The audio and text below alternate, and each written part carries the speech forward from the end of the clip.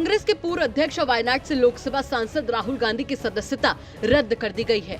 लोकसभा सचिवालय ने राहुल गांधी की संसद की सदस्यता को रद्द कर दिया है।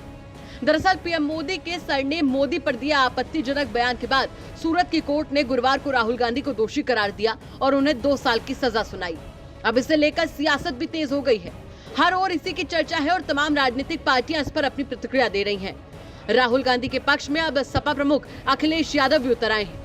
वो लगातार जहां राहुल गांधी को लेकर ट्वीट्स कर रहे हैं, वहीं दूसरी ओर उनका बयान भी सामने आया है। राहुल गांधी को लेकर अखिलेश ने पहले ट्वीट करते हुए लिखा कि देश की मानहानि, जनता की मानहानि, सौहार्द की मानहानि, संविधान की मानहानि, अर्थव्यवस्था की मानहानि, भाजपा पर ऊपर लिखित न जाने कितने प्रकार के मानहानि के मुकदमे होने चाहिए।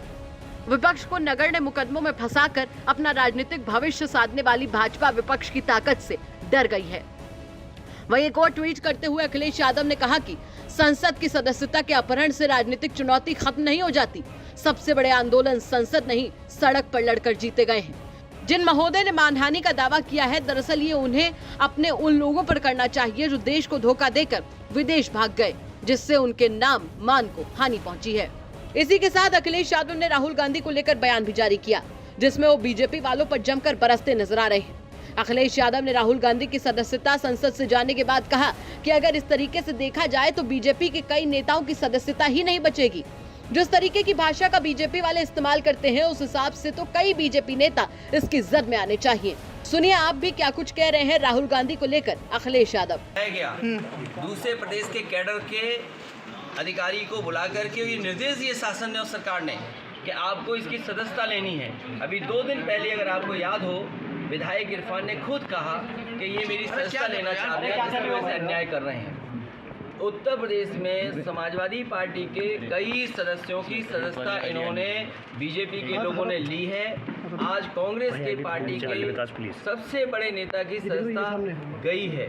और अगर हम इसी तरह देखेंगे, अगर ऐसे मुकदमे देखेंगे तो बीजेपी वालों की तो कईयों की सदस्यता नहीं बचेगी। जो भाषा या जिस तरह के उनके स्टेटमेंट्स हैं, अगर उन पर सच्ची कार्रवाई हो जाए तो बहुत सारे भारतीय जनता पार्टी के सदस्यों की भी सदस्यता चली जाएगी। ये जानबूझ करके जो असली मुद्दे हैं, महंगाई, बेरोजगारी और इनके ही मित्र उद्योगपति जिन्होंने पैसा भारत का डुबाया है, उन पर ये बहस नहीं करना चाह रहे। उनसे ध्यान हटाने के लिए ये कांग्रेस पार्टी के नेता के साथ हुआ है, समाजवादियों के साथ पहले हो चुका है। 2024 के चुनाव को लेकर तमाम दलों से मिल रहे हैं, क्या तैयारी है? रोपवे वगैरह तमाम करोड़ों योजनाओं शिलान्यास कर रहे हैं। अच्छा, जनता सब जानती है, चुनाव आ गया है तो शिलान्यास होगा।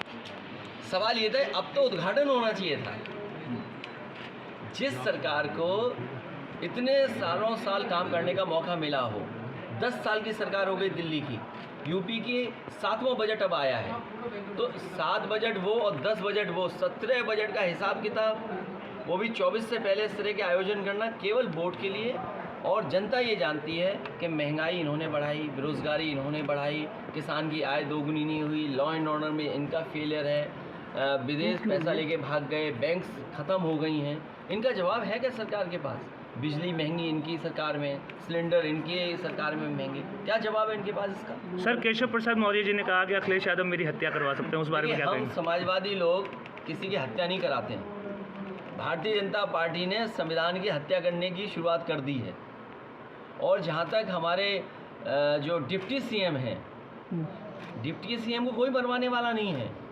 उनका झगड़ा तो मुख्यमंत्री जी से है। अगर उनको जान का खतरा हो, कुर्सी का खतरा हो, तो वो किससे है?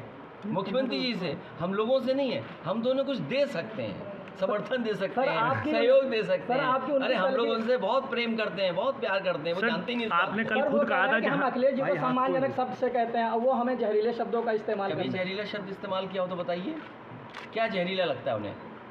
मैंने कोई जहरीले शब्द से उन्हें कहा हो तो बताओ। हम तो ये कहते हैं कि उनको सम्मान मिले।